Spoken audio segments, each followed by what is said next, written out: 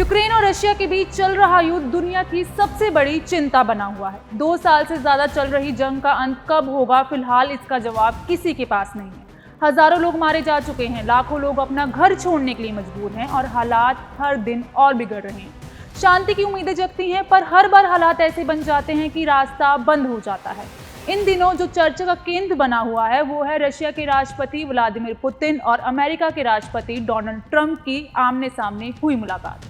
Alaska में हुई इस मुलाकात में पुतिन ने युद्ध रोकने की एक शर्त रखी। वो शर्त थी कि यूक्रेन अगर डोनबास छोड़ दे तो रूस दक्षिणी हिस्सों में हमला रोक देगा।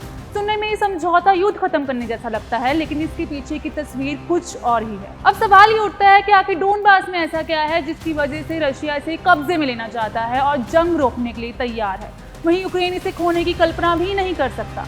इन्हीं सभी सवालों के जवाब आज हम आपको बताएंगे। नमस्कार, मेरा नाम दृष्टि गुप्ता है, न्यूज़ 18 में आपका स्वागत है। अलास्का में पुतिन और ट्रंप के बीच मुलाकात में यूक्रेन युद्ध सबसे अहम मुद्दा रहा। बैठक के दौरान पुतिन ने डोनबास क्षेत्र को लेकर ट्रंप के सामने एक समझौते का प्रस्ताव रखा।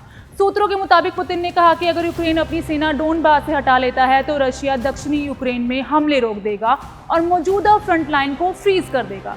यानी सीज फायर की शर्त सीधे डोनबास के कब्जे से जुड़ी है। लेकिन जैसे ही ट्रंप ने ये बात यूक्रेन के राष्ट्रपति व्लादिमीर जेलेंस्की तक पहुंचाई, उन्होंने तुरंत इसे ठुकरा दिया।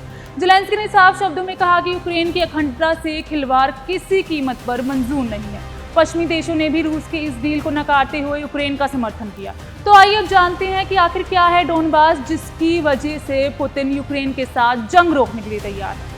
दरअसल डोनबास इलाका यूक्रेन का बड़ा औद्योगिक और ऊर्जा केंद्र माना जाता है। यहाँ खूब कोयला मिलता है, बड़े बड़े कारखाने हैं और खनिजों की कोई कमी नहीं है।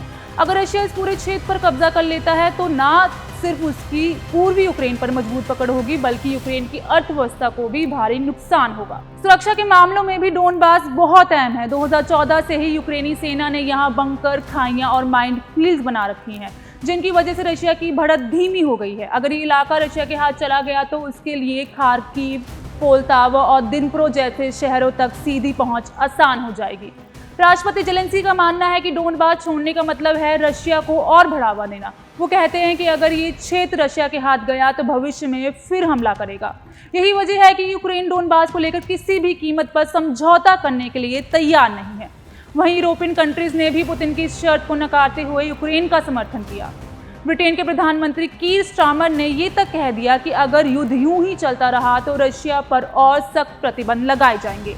मामला अब यहीं अटका हुआ है। जेलेंस्की और ट्रंप की मुलाकात आगे होने वाली है, लेकिन तारीख तय नहीं हुई है। इतना साफ है कि डोनबास का मुद्दा सिर्फ एक जमीन का टुकड़ा नहीं, बल्कि यूक्रेन की पहचान और भविष्य की सुरक्षा से जुड़ा सवाल है। और इसी वजह से ये विवाद आसानी से खत्म होता दिखाई नहीं दे रहा। यानी साफ है कि डोनबास सिर्फ एक इलाका नहीं, बल्कि इस जंग का दिल है। पुतिन इसे हासिल करना चाहते हैं और जेलेंस्की इसे खोने की कल्पना भी नहीं कर सकते। यही वजह है कि शांति की कोशिशों के बावजूद भी हालात और उलझते दिखाई दे रहे हैं। मामला अब यहीं अटका हुआ है। जेलेंस्की और ट्रंप की मुलाकात आगे होने वाली है, लेकिन तारीख तय नहीं है। इतना साफ है कि डोनबास का मुद्दा सिर्फ एक जमीन का टुकड़ा नहीं, बल्कि यूक्रेन के पहचान और भविष्य की सुरक्षा से जुड़ा सवाल है। और इसी वजह से ये विवाद आसानी से खत्म होता दिखाई नहीं दे रहा। आपका इसके बारे में क्या कहना है, कमेंट करके जरूर बताइएगा। ऐसी ही और वीडियोस के लिए जुड़े रहिए न्यूज़ 18 के साथ।